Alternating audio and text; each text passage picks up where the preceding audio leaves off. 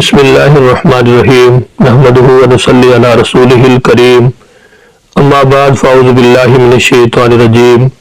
قال اللہ تبارک و تعالی وَلَقَدْ يَسَّرْنَا الْقُرْآنَ لِلذِّكْرِ فَهَلْ مِن مُدَّكِرٍ، اور یقیناً ہم نے قرآن پاک کو نہایت ہی آسان کر دیا ہے کوئی سیکھنے والا سمجھنے والا۔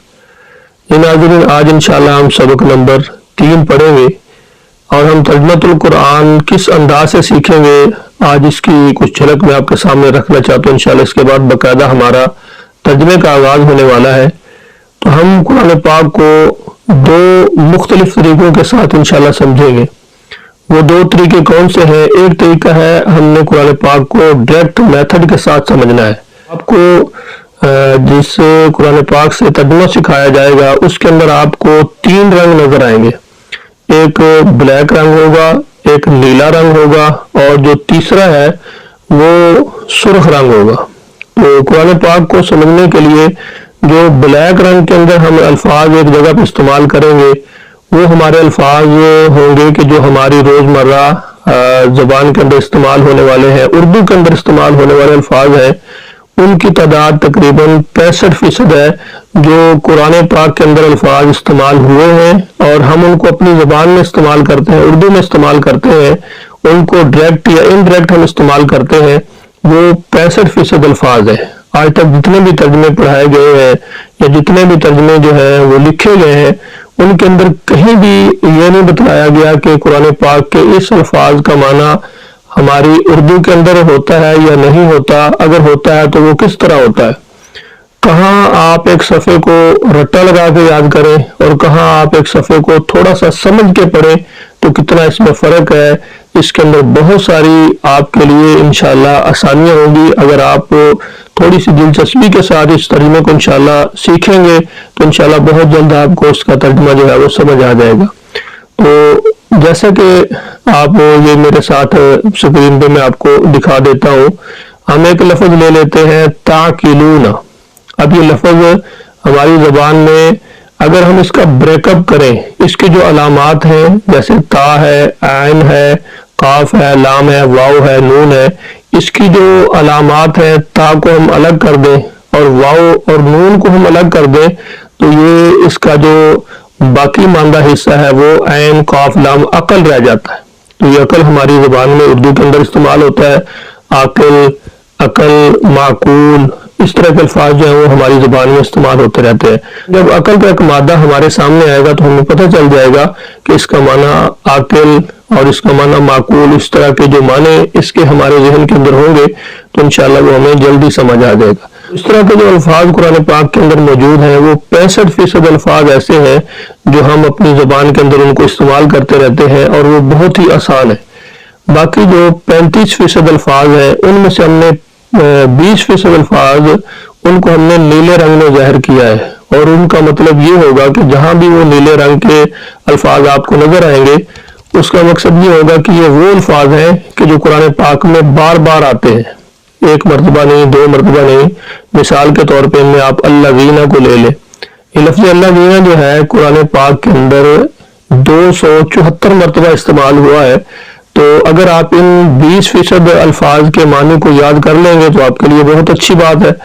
اگر آپ اس کو یاد نہیں کر سکتے تو یہ اتنے تسلسل کے ساتھ بار بار آپ کے سامنے آئیں گے تو ان کا ترجمہ بھی آپ کو انشاءاللہ بہت جلد یاد ہو جائے گا۔ یہ 85% الفاظ جو ہیں یہ تقریباً آپ سمجھ لیں کہ یہ حل ہو چکے اور یہ بہت ہی آسان ہے، آپ ان کو اچھی طرح سیکھ سکتے ہیں۔ باقی جو 15% الفاظ ہیں ان کو ہم نے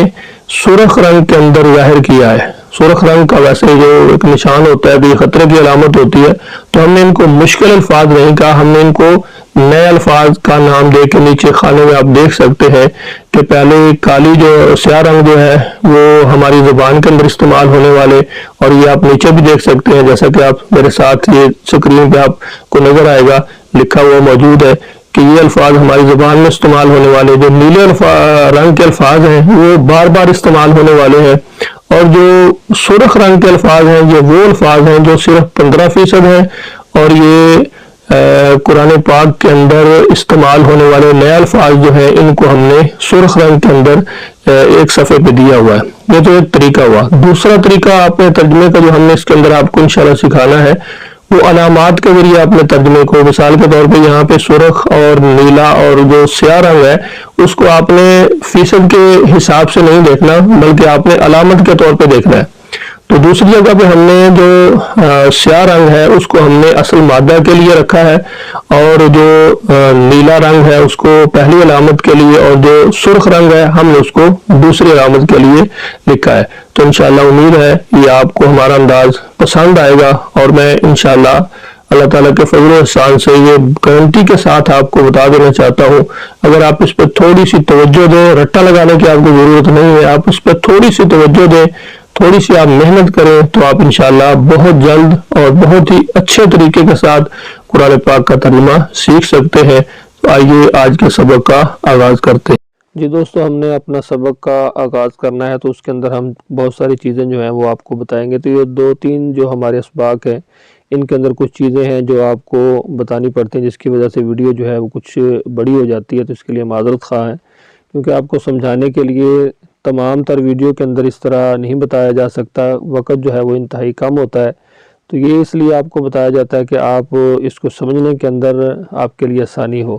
تو یہ آپ دیکھ سکتے ہیں، آج انشاءاللہ ہم تعوذ اور تسمیہ جو ہے اس کا ترجمہ پڑھیں گے۔ یہ رنگ آپ کو نظر آ رہے ہیں، تو انشاءاللہ جو ہم سبق پڑھا کریں گے اس کے جو بھی ان رنگوں کے حساب سے ہم نے پہچان کرنی ہے علامتوں کے طور پہ، یا ویسے جو ہم اس کو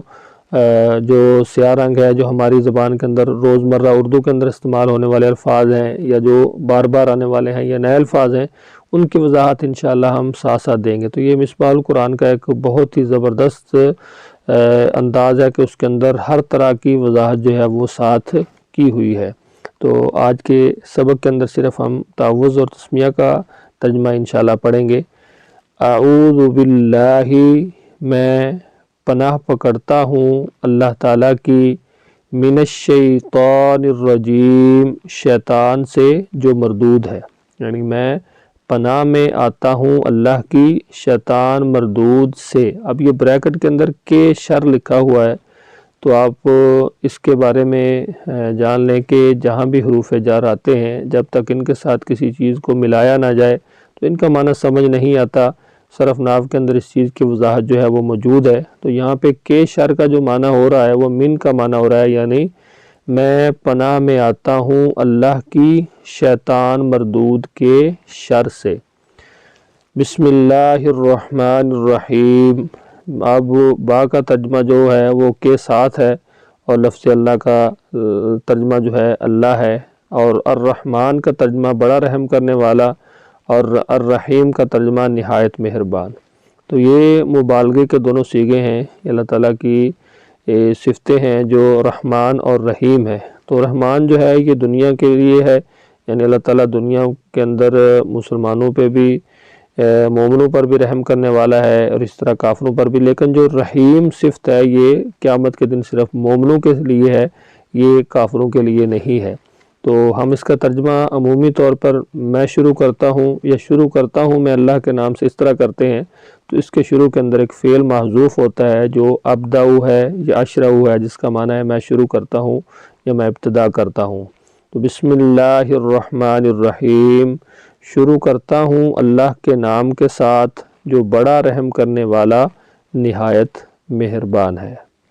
جی دوستو، آج کا سبق آپ نے پڑھا، مجھے امید ہے انشاءاللہ آپ کو آج کا یہ ہمارا سبق ضرور پسند آیا ہوگا۔ انشاءاللہ ہمارا یہ تسلسل اسی طرح چلتا رہے گا۔ آپ نے تھوڑی سی محنت کرنی ہے، ان علامتوں کو آپ نے اپنے ذہن میں رکھنا ہے، اس کو رٹا نہیں لگانا، آپ نے سمجھنے کی کوشش کرنی ہے، اور آپ کو سمجھانے کے لیے بہت ہی آسان اور بہت ہی صاف انداز کے اندر دو طرح کی جو میں نے آپ کو علامتیں بتائی ہیں، جن کو 3 رنگ کے اندر پہلے صفحے پہ ہم نے وہ ایک علامت کو جو سیاہ رنگ ہے اس کو ہم نے بار بار استعمال ہونے والے ہماری زبان کے اندر استعمال ہونے والے الفاظ ان کے لیے رکھا ہے، اور جو نیلا رنگ ہے وہ ہم نے بار بار استعمال ہونے والے الفاظ کے لیے، اور جو سرخ رنگ ہے وہ ہم نے 15% وہ الفاظ جو ہمارے قرآن پاک کے اندر زبان کے اندر بھی استعمال نہیں ہوتے، بار بار بھی استعمال نہیں ہوتے، وہ ہیں، تو صرف آپ نے یہ 15% الفاظ پہ غور کرنا ہے، تو باقی جو 85% الفاظ ہیں وہ انشاءاللہ آپ کو خود بخود سمجھ آ جائیں گے۔ مجھے اجازت دیجیے، اپنا بہت سارا خیال رکھیے، مجھے اپنی دعاؤں میں یاد رکھیے۔ اللہ حافظ۔